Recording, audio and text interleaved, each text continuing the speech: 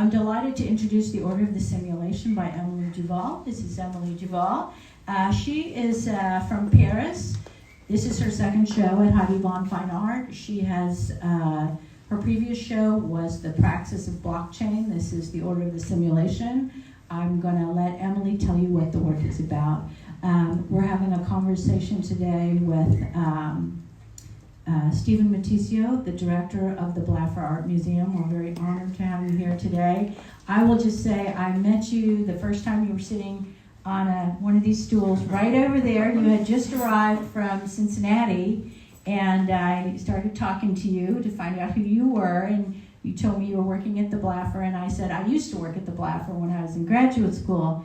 And it turns out my favorite show that I worked on when I worked at the Blaffer was called Buildering, which was actually your show.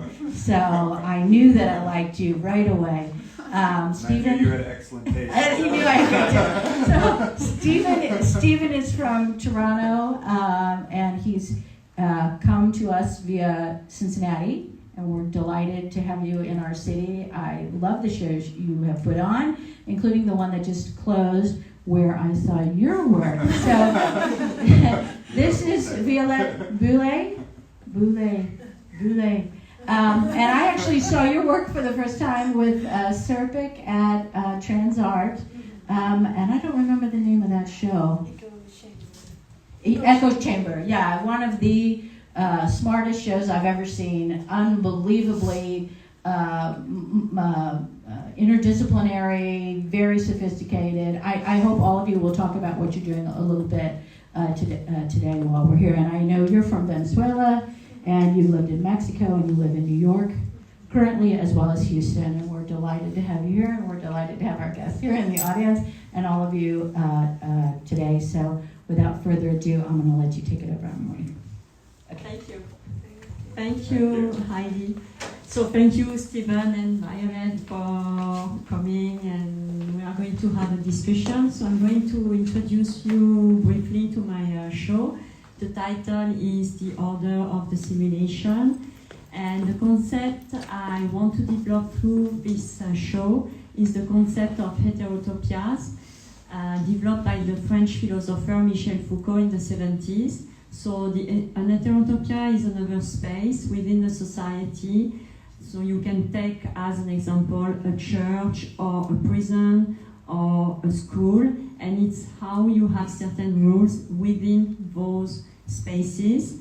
And I wanted to take this concept and develop it into the digital spaces.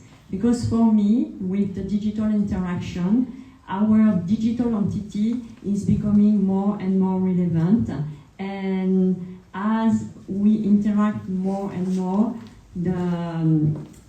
our digital entity is becoming more relevant, not only economically speaking, but socially speaking, politically speaking. And in this show, I really focus on this matter. And so I'm developing paintings, videos, and installations. And each painting developed a matter of how our digital entity has an impact on our physical entity. And I have a painting, for example, behind me, which is called The Columns of Hope and Despair. And the way I work is I have an idea, very specific idea, that I start to write about. And for the columns of hope and despair, it was during the elections, when they were counting the votes. And I really wanted to tackle the notion of the alternate reality that the digital skills can develop. So it's how I work. I start with this kind of idea, and then I write about it. I found a photo online which is relevant to the idea, and for this one, it was the News Corp building in New York, because it has columns. You can see behind me like white and black columns, and also I mirrored the building. So it's how you have a digital entity and how you have your physical entity. So it's really like a game almost of mirroring. And why the News Corp media? It's because it's media and it's how information are coming towards us through the implementation of algorithms on the digital scale. And the more we interact, the more we develop our digital entity, and the more we develop echo chambers, and it's the title of your last show, which is really relevant this day. But if you look at Violette's work, it's another scale. It's really like, it's funny because it's really physical, in fact, as I'm on the digital scale. And that's why I'm really into also the physical matter, because it's really important. And the News Corp media building is really physical because it's big, it's imposing, especially in New York. And so I took this building, like I said, to relate to the medias and how the medias are giving us a kind of information which develop those echo chambers. And then as soon as you start those echo chambers, they start to competing between each other to see which reality will prevail over the other one, and which reality will be imposed to you through your consciousness. Because if you interact online, you use digital networks, and I always put digital networks within my painting on each of them. It's really because it's how you think and how the machine thinks. And but for this one, also, I wanted to relate to the past, and I added a collage, a print of the Democracy in America, written by Alexis de Tocqueville, and which was published in 1835. And it's how in the past, because Alexis de Tocqueville went to America, came back to France with an idea of democracy. And it's how in the past you could bring back a certain form of reality. And then to link in to nowadays and the future, I translated, because I translated it to binary code. A part of the text, he was talking about the election. The election is a time of crisis, it's a time of tremor, and we need to be vigilant with those kind of times. And I took his sentence and translated it to binary code, because if you think about nowadays, everything goes through binary codes. Even if you read a book, to print it, you need binary codes because you use computers. And in each of my paintings, I put computers motherboards, because it's inside a computer, it needs to be protected, but it's also almost vital for the information to come to us. So it's really all those notions linked together. And I add digital networks, which are lines all over the painting. And at the end, you can see a large blue shape, which you will find on the other paintings, because it's a kind of veil. It's a veil you need to cross. It's related to Plato, the allegory of the cave, and it's how you need to cross a certain window to see the reality. But on the allegory of the cave, you had the fire, and currently it's the binary code. So I try to open the mind of others to see all the layers we have into the society with a vision of the past, but also to implement this vision to the future. Like how you can take certain structure from the past and implement it to the future and see how it goes, and maybe more on the decentralized scale. So I did another painting, for example, talking about the feudalism you can develop, because if you have echo chambers, if you have different groups with different way of thinking, they might nurture each other, become bigger and bigger, and instead of having a central power, you will have different small entities, and you can think about big cities, for example. Politically speaking, they start to have a higher importance, and they almost have a higher power, politically speaking. So it relates to feudalism, and I developed it into another painting about when they were taking the Capitol during the riots at the Capitol, because it's how the digital information, all the digital reality, the fiction of the politic is becoming so strong that even the reality is started to be distorted for people, and they have an impact on the physical entity because the physical entity is taking over the Capitol. So we need to think about all those notions, how we interact with them, and so this is for the painting. So each painting is like a cover of a book. Each painting, you can look at it, you can open it, but has a particular topic. I developed about the topic about the Heterotopias, and I developed the idea of the Star City in Moscow because it was an Heterotopia for me, because it was a remote city within Moscow where you were training the cosmonauts, things like that. The empty spaces, how people during the pandemic left all the spaces, so the spaces, they became something different.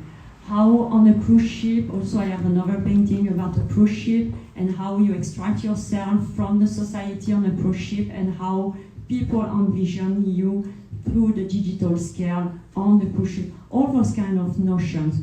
And I really want you to make, you observe your surroundings, physically speaking, and then to envision how those surroundings are on the digital scale and how you see yourself on the digital scale.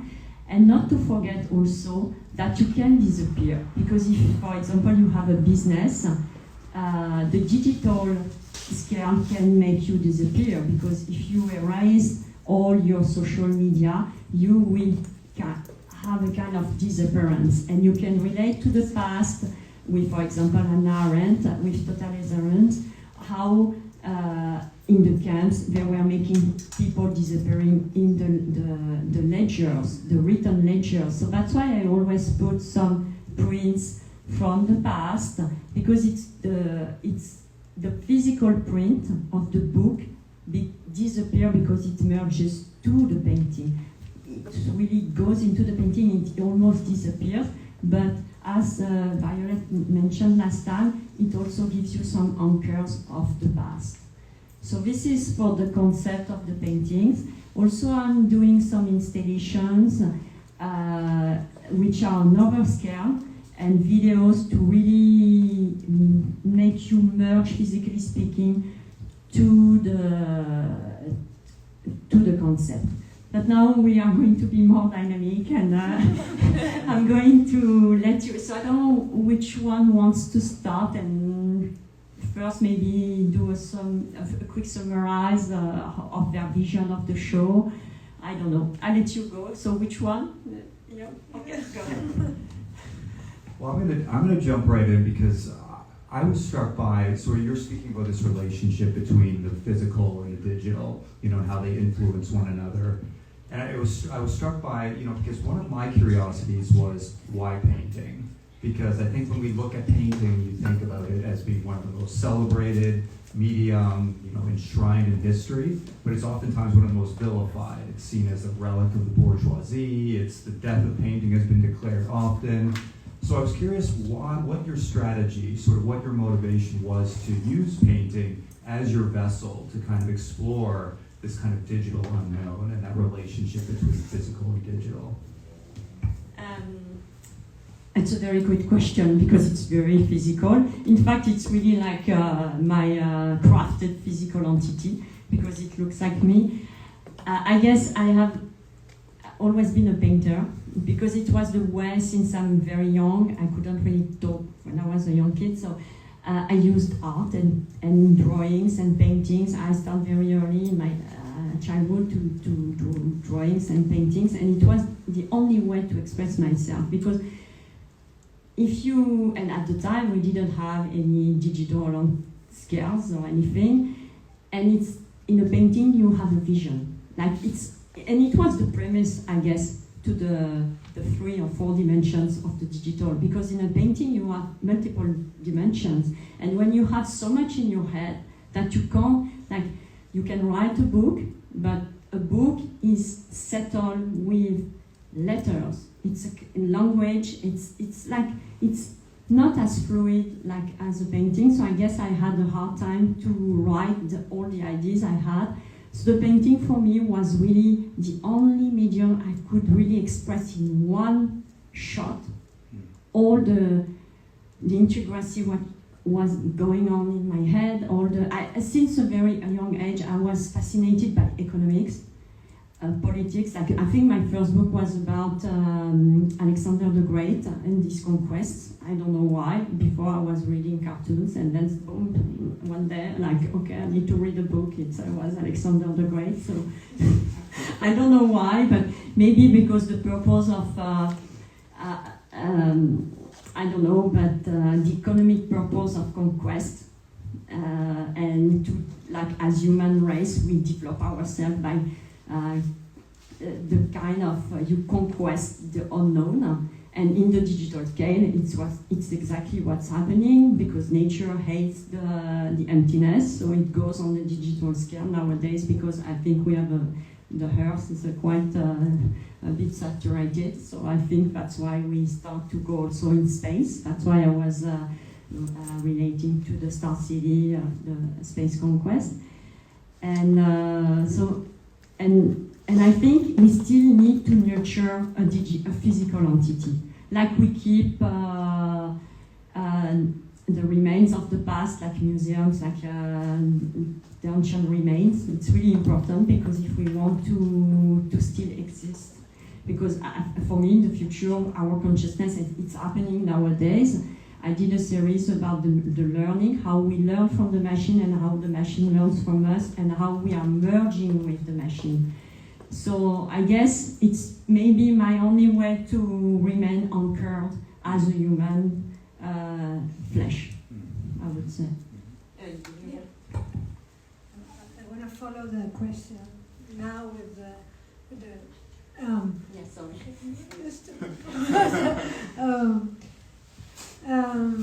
Well, thinking about, also I think is following the question about why painting, and thinking about the concept that Foucault tried to expand, thinking that he didn't have enough time to talk about it, to do research and so on. I feel Heterotopia as something that is always changing and moving, right? So that's why I was pointing about the anchors that I can find in your paintings. But after Steven's question about painting, I wanted to know how the frame of your paintings can contain the Heterotopia, how you can grab that concept that is trying to fluid, like the ideas are fluid, how you imagine, because I'm interested in your process, and then as an artist, I always interested in the process of another artist. So I wanted to learn how you see the frame when you are confronting your idea into the canvas. I think, like, so it's the concept of Heterotopia, I think, because it's how you see the expansion of society in the world. It's like you have almost multiple Heterotopias within one painting. Mm-hmm. It's not so, it's like the frame fluidity. It's like in a computer, you have like this kind of, and it's the way I see it in my mind. When I see something, I see a grid on a black wall. Yeah. And then on this grid, you have tiny things, and each tiny thing, it's like a city. With it, you can see the mirrors, and the mirrors, and the mirrors, and it's infinite. Yeah. So it's like in one, you will have like the first layer of what we know as a human entity, as with our knowledge of our historical knowledge, we can envision certain things. You relate to, for example, Michel Foucault, but it's just a tiny dust. Mm-hmm. And it's really hard, in fact. I wish I would be a robot, like I would do something like, wow. But it's how I see it. It's like the multiple heterotopias of the infinite universe we can create and it goes through the consciousness. That's why I use neural networks all the time, because it's how you expand, and it's how what we need to do as a human race to expand our mind. And we are physical currently, we exchange on the digital scale, we have a tendency to separate ourselves, and I really want to point this, and that's why I'm here. We need to relate connected, absolutely. If we want to remain, we need to be connected. It actually leads into my next question, and we coordinated. It's the beauty of the mind. No, I think Violette she was speaking about the framing, and I was interested. I think when we talk about depth in painting, this is also sort of a centuries-old conversation, because you think about linear perspective and the idea that we wanted infinite depth in painting, and then to the opposite degree, Clement Greenberg and the idea of the flatness of the picture plane. And so I'm interested when I see your work, like I almost see this as a hyperlinked painting, in that there are many portals and references and indices, and there are so many things kind of clustered into this painting. And so I'm curious sort of what your thinking is around that idea of pictorial depth, as well as how you would suggest navigating your paintings, because I think that when we look at a painting, we're sort of thinking about a self-contained experience at times. Whereas yours is like the internet, where there's a million different ways to go. There's so many ideas at your fingertips, and yet the path of navigation can sometimes be, quite difficult or challenging. So I'm kind of curious about those two relationships. Yes, you're completely right, and it's exactly what I want to do. It's like when you look at the painting first, because it's related to time and space. So each painting, like I said, it's like a particular time with a particular topic. As soon as you step out, it's over. It's like I love the book of Bergson about time and space. And so in the paintings, first, physically speaking, if you look at it on different angles, your perspective will shift. Not only like visually speaking, like your extension, and you can relate to the phenomenology of Merleau-Ponty, but also intellectually speaking, because as soon as you have a different point of view, of course, something is going to shift a little bit, even if it's slightly, it will shift.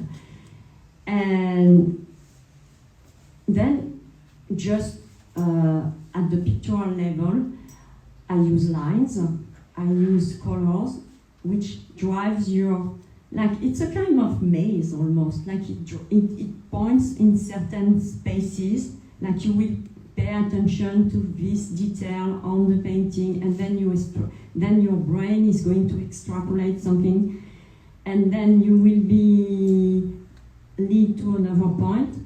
But also I want to destabilize people and to make them learn that nothing is strong. Like you think, it's almost like if you are on the ground, you think it's very solid, but if you train your brain not to think it's solid, that's why I want to destabilize people. It's like almost a training, like you look at something, and if, for example, when I was a kid, in France, you can go to the museum, it's free, and they don't tell you anything, you are 14 alone. So when I was young, I was going to the Museum of Orsay and looking at the paintings like the Decadence of Rome, for example, like 2 hours in front of it. You can't even imagine how you can see through that. Even if it's a painting, even if it's like framed, even if it's settled, your brain, because it's the beauty of a human being, will develop another world. But you need to concentrate, you need to train yourself. So it's like a destabilization within a frame to bring you into another world, to teach you that something else is out there, and to observe also all your surroundings. And then if you go outside, you are not going to see the building as a building. You will see as the building as workers. You will see buildings at a different level, like almost all the logistic of the creation of the building. And it's also something I want to ventilate. Yeah.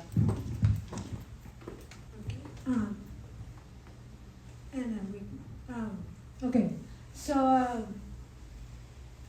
Marcel Duchamp put in a surgery table an umbrella and I don't know, a chair, bunch of stuff that can be a heterotopia. So how is fragmentation something that you think in when you are creating, when you are imagining these, for me, are kind of a landscape of your mind, something that you have out there. Like I can feel a lot of architecture. I can see a lot of structure of society and power, and also a painting that is very well executed. Like you take care of the detail. It's exquisite. You paint your work. So, but I don't know if I can connect directly with. It's not that I'm not saying that it's not connected with Heterotopia, but I wanna know if you think in fragmentations when you're working in the moment that you are trying to translate everything that you're seeing, or the idea that you have been thinking about, or if it's something that it just detonates something of you, and then you work and then you think about it. That how is it? Is fragmented? The what you have in front of you that feed your desire of work? I don't know if I went to.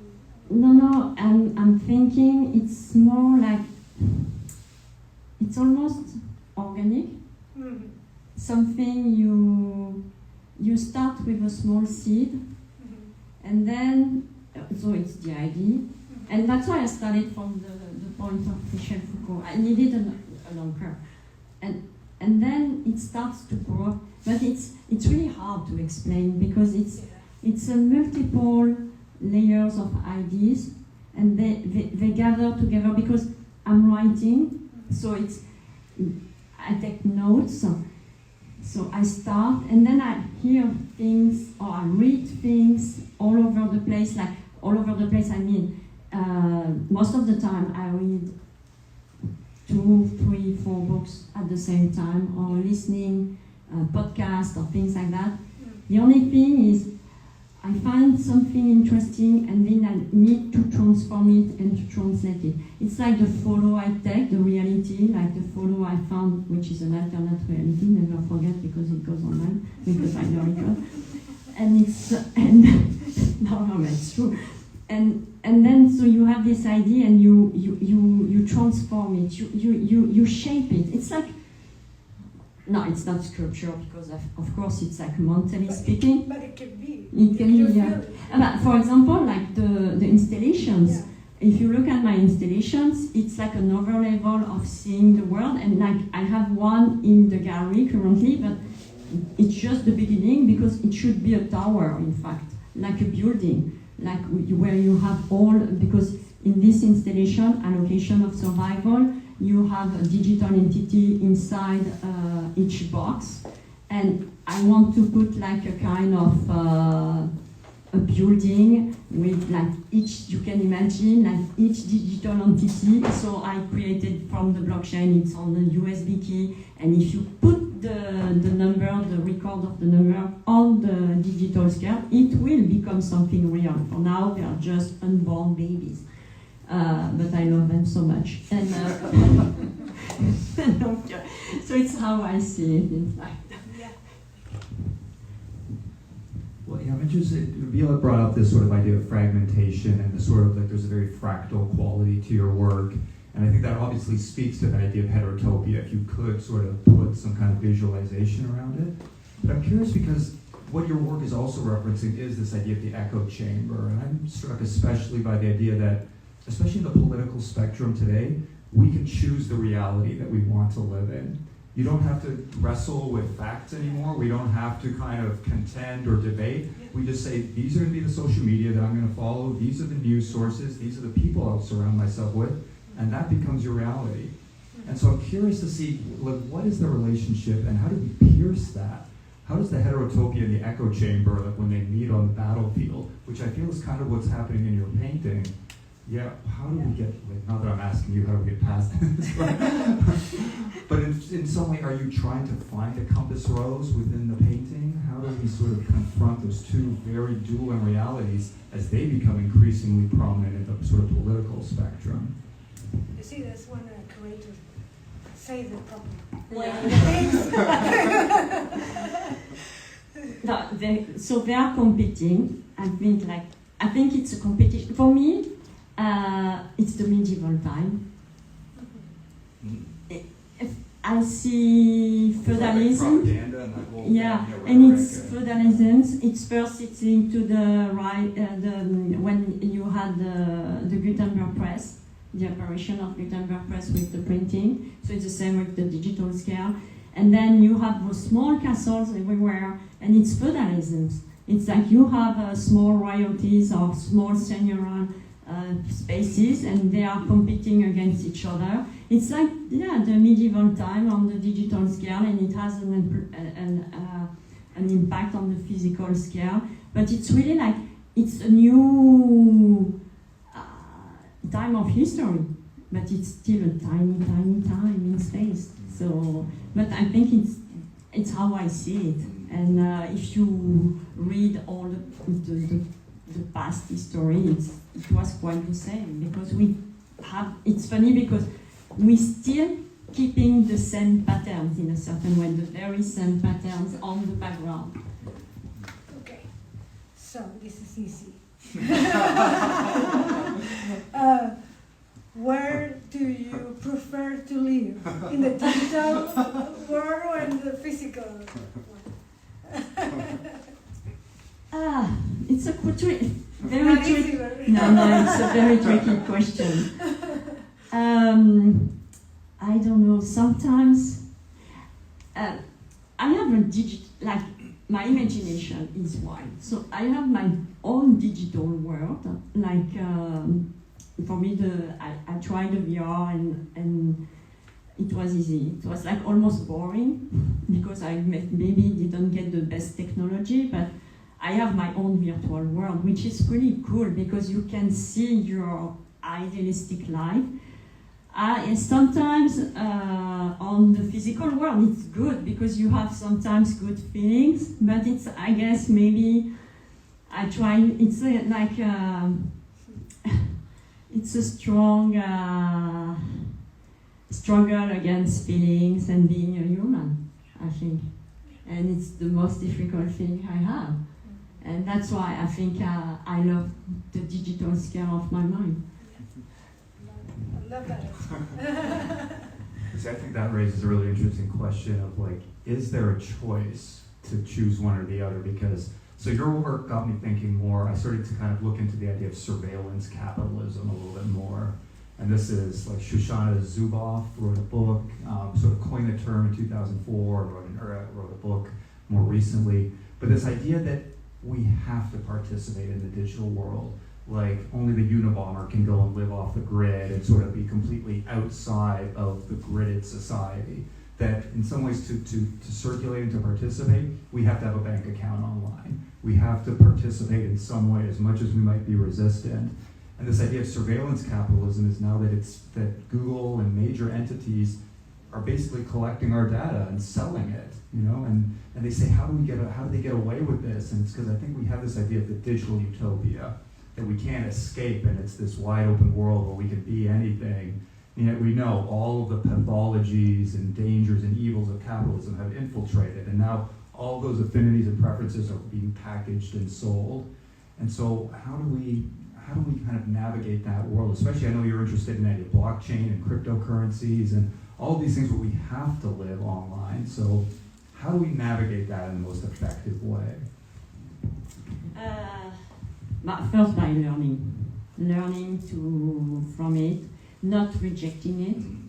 Because if you reject things, you can go out of the grid, but you can't nowadays because you have satellites and everywhere you can be traceable, or really you would be, and nobody, I think nobody's brain is now adapted to this kind of things, because I have like a show in Canada about the learning process with the digital scale, and it's how the machine learns from us and how we learn from the machine, especially during the pandemic. And the youth, the young generation, they are completely adapted. It's because we are still, I think we are the last generations with a step back, but the new generation anyway is raised and born with it. So we can't fight it.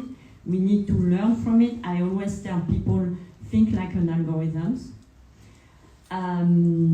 Also, against capitalism, it's being decentralized. So it's when you have small entities, so feudalisms, and you might have good or bad spaces. You need to learn from it, really learn and observe it. Observe it and observe all the details. Learn from the blockchain, because, and I'm not like, I don't want to promote anything about it, or like, I want to promote the idea of blockchain, the decentralized idea, and maybe we need also to take more things in our hand and not relate on other things, like on other like digital things. Or it's like we need to learn. Everybody needs to learn. The machine needs to learn. But I'm pretty sure our consciousness is shifting and is merging. And it's what in tech you are hearing. And like now they are at a scale of when people in tech are talking, they are talking about the mid-bag. We are a mid-bag.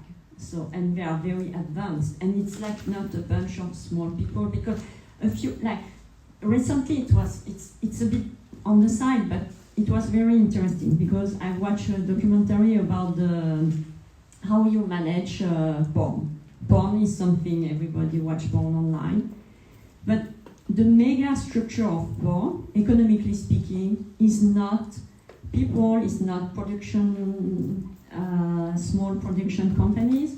It's a guy from tech who took all over, because you just need one platform to host everything. So that's why I'm really like into be careful about a strong central power, because it's when you lose it. And I don't want to be an anarchist capitalist, or like, I think we need economy to make the world works, but we need fairness.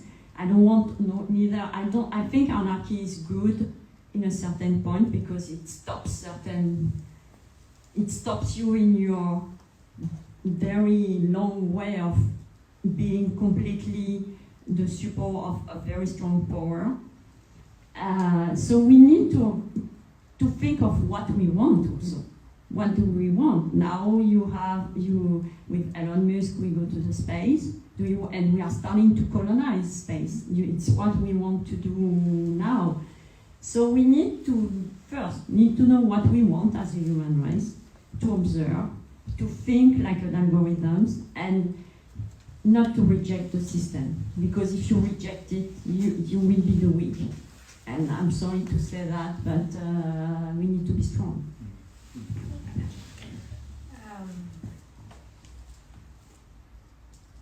Oh my God, it went away. My question.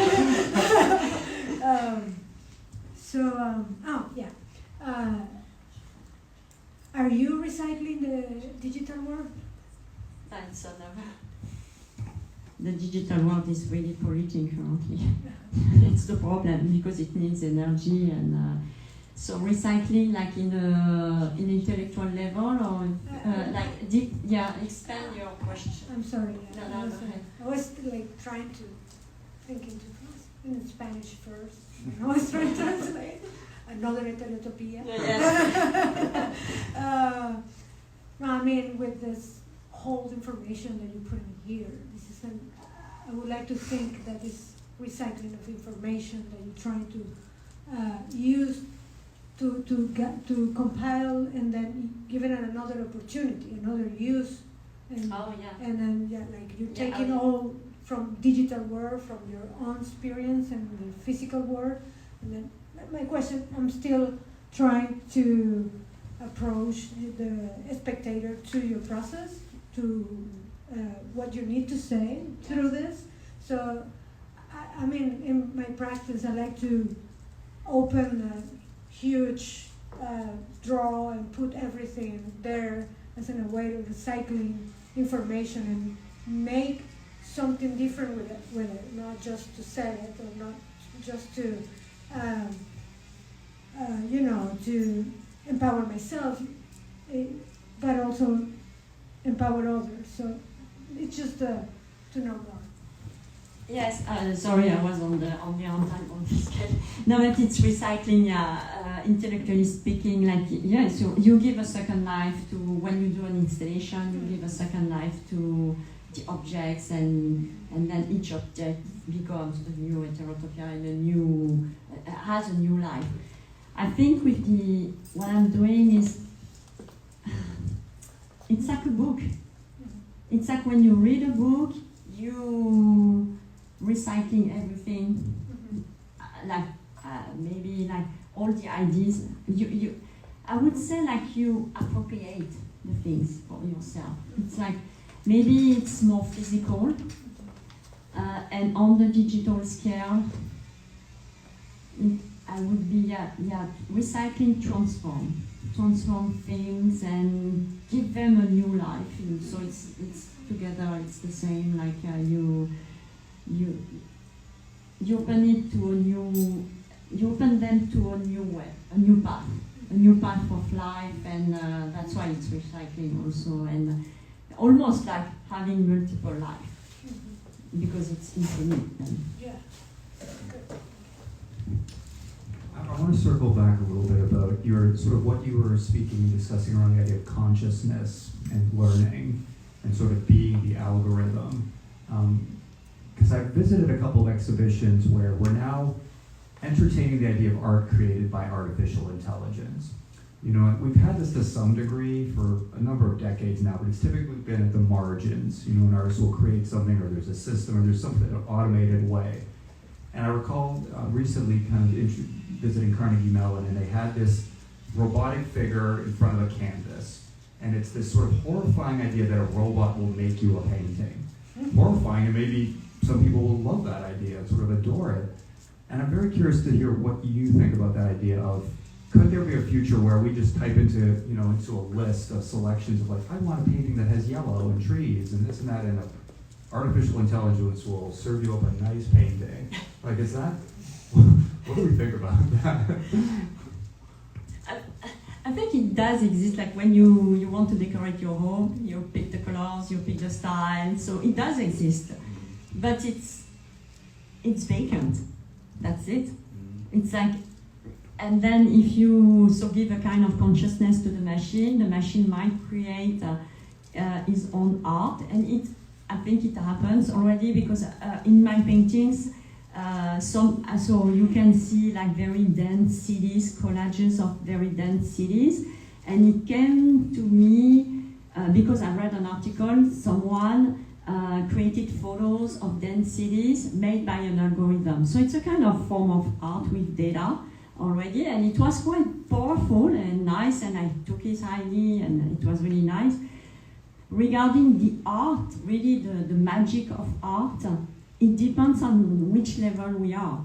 And in one of my paintings, Star and Dust, it's like I'm tackling the question of who will remain at the end.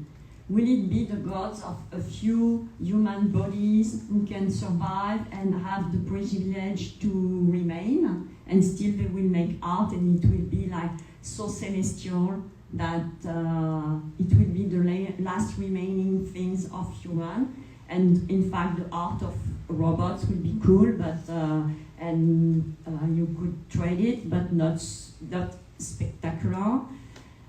I don't know. I think it depends on the era we live in. And but on the other side, if you think like we can erase like Earth, like you have a meteorite, Earth disappears.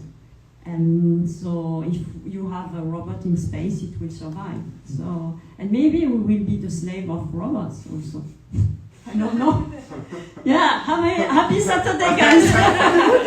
You can drink tonight. We do have some Very questions slight. from the audience. Took a turn. Cheers. I will be like, oh man, she's depressing. I'm very positive person. Because I'm a robot. You are a robot. Yeah. So I'm curious about the projection and the installation you did in your studio. Didn't see it, but I wanted to know a little bit more about that video, the installation, and why you wanted to create this atmosphere, which is something that I feel like I said the other day that I came, that I can see all this painting in a sphere. It can be like a whole planet, which is created by your robotic mind. So, so tell me a little bit about the projection. So yeah, I did an installation in the studio, so it's a 3-channel video. And in fact, the background of the video is one of my paintings. And then on the top, I added a drawing of a machine that I move very fast with vectors. It's like the thing you use on Photoshop. And if you go inside the room, so it surrounds you, you have a kind of light which can be any type of light, blue, any color. And it's like you want to escape. It's also related to Play-Doh, like you see something which is reflecting from the wall, but you don't really know what it is. But the thing is, if you are inside, you have the machine, and the machine never stops. You have a sound. You can watch the video online on YouTube. It's open. You can download it. Like I don't mind. And it's really something to show you, like if you have a mechanism, society and will never stop. So if you have a mechanism, it will go on. You can think about ants, like we never stop as human. Like you can die, someone will replace you, and continue and continue. And for this installation, the machine becomes a binary code. So it's really like the motion, the infinite motion, because binary code is infinite. And so this is, and I wanted just to make us think about it and to feel it. In fact, like if the sound is really strong, it like almost shake you as a human, and it's really hostile, because we always think of hostile environment in the forest, like we get out of the grid, but we can think on the upper level of the hostile environment of the machine, and the machine never stops. You can think also to Hobbes, to the Leviathan, the fact that as multiple human entities, we create the machine of the society. But it's also how we evolve and how we conquest things. So, I think we have some audience questions. Okay. We do. So this is from Instagram.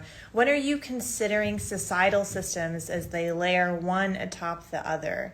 Are you considering this as it applies through all time, or as it applies to the digital age? And I have one more after that. Repeat the question, would you? If you Yeah. could shorten it and repeat it for the people who couldn't hear it. Mhm. Repeat the question. Say take the mic. Okay. Yeah. Well, I have to read it off here. Yeah. I'll say it in here. Okay. When you are considering societal systems as they layer one atop of the other, are you considering this as it applies through all time or just the digital age? So the layers, of the society. It's not one layer of the society over another layer. And is it for all time or just for Digital. the digital scale? You have patterns. Like you can find the same patterns on the physical scale, on the digital scale. Historically speaking, also there are quite the same patterns. Yeah, it's like boxes. You open a box, you have multiple facets, and you will have another facet which leads you can think about the blockchain, but no, you will have another box. So it can be on any scales. So physically speaking, yeah, you have multiple layers, and but it expands more on the digital scale. I don't know if I answered very well the question, but I would say you always have layers. You need to unravel each layer, and everything is linked together. So, and currently we are still linked physically, like when I was talking about the digital world having an impact on the physical entity. So everything is linked, and it's like layers of layers of layers of thinking, of history and things like that. Right. Second question. And then one more question, is there a digital consciousness? Oh yeah. They are like working on it. It's like a lot. And so if you go to, I've read something written by François Chollet, the meta-learning, and it's how the machine learns from you, and you are giving your consciousness to the machine, and the machine, but it's like and I was talking about the young generation. The young generation, the consciousness of the young generation is changing, because it has been raised and born with the machine, and the machine grabs with all the data. And now, like, we always think, and you were mentioning about all the data and how you make money with data, but trust me, in a few years it won't be relevant anymore, because the data will be like it's almost organic. We need to think also organically speaking.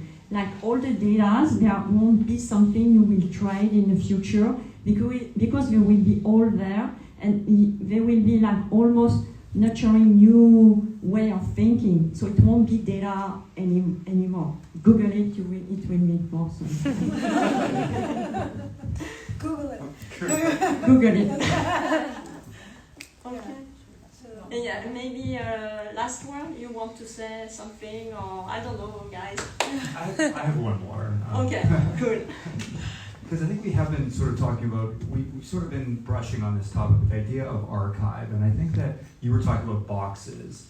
And I think when we think about the archive, I would like to think of it as something that's cataloged and indexed and orderly in the way that we can access that information for everything that has preceded us. But when I look at your paintings, in some ways I see the contemporary archive that is much more kaleidoscopic and chaotic in some ways.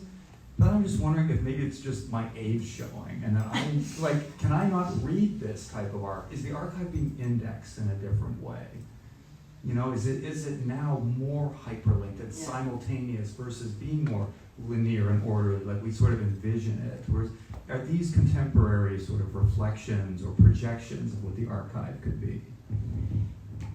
Yes, because you have so multiple roads to it, so you can't anymore, because it becomes so complex, the society, and we can't stop it, that it needs to be, everything is super organized, but in another way. Yeah. And it's how we need to, it's almost like not a dance, but something like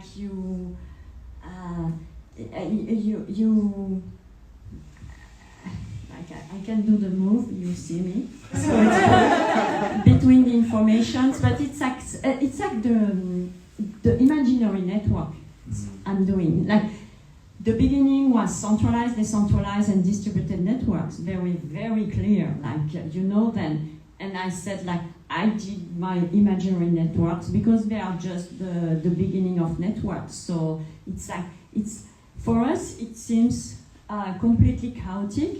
But trust me, it's not at all. Because we need, I always say we need to think not in 2 dimensions or 3, but 4 dimensions. It's like all the dimensions you need to think. I'll just add that those are your anchors. And I can see it in your, for example, the books, that it's not exactly the institution, but representation of that institution. So And I don't have any other question. I just wanted to thank you for inviting me to have No, I'm so a happy. chance to talk with Yeah. both of you. Yeah, I was really and delighted. I really love your work. Thank you. I'm very honored to be here with you. Lovely to have Yeah. you. So yeah, thank you, because I'm really, and you can't even imagine how delighted I am. Like we had an awesome talk, and I hope everybody enjoyed the talk. Yeah, this is it. You want to say something, Heidi? Bye bye. The show runs until April 3rd, and I love to talk, to exchange. I love questions. I'm not afraid about questions, and I love to exchange. So don't hesitate to come to the gallery. And if you are like, because of the situation, we wear a mask. Like the four of us have been vaccinated. So, but I'm always wearing a mask. And if you want a private show, you can email Heidi, and I will be delighted to do a presentation. Private presentation. It's been an honor and a privilege to have you all here. Thank you very much, and thank you to everyone who watched. Have a great day.